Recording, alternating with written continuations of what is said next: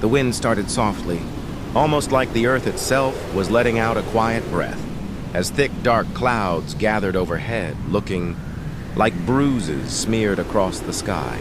The small coastal town of Marrow Bay braced itself for a storm unlike any before.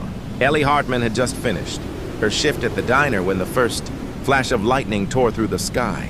Standing on her porch, she watched the trees sway nervously as thunder echoed over the bay like far-off gunfire. Moments later, the power cut out. Inside, everything was heavy with silence, only broken by the ticking of an old clock on the wall and the faint creak of the windows rattling. Ellie lit a candle, her hands shaking a bit. It wasn't the storm itself that made her uneasy. It was the feeling that something else had come with it. Something watching. Something weighty. Across town, emergency crews scrambled, but the storm had taken down power lines and blocked roads, trapping Marrow Bay in its grip. And then Ellie saw something that froze her blood. A woman, drenched and wearing white, stood outside her window. She didn't move, just stared right at the house. Ellie stumbled back, knocking over a chair. When she looked again, the woman was gone.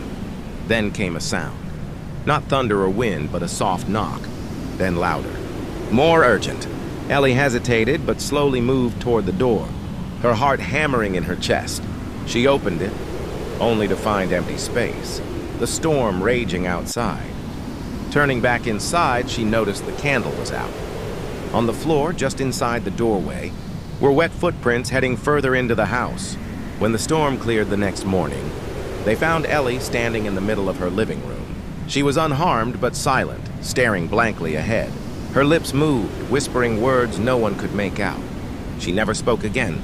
Some say that night the storm brought an old spirit to town, one lost to the sea, drawn to voices and candlelight.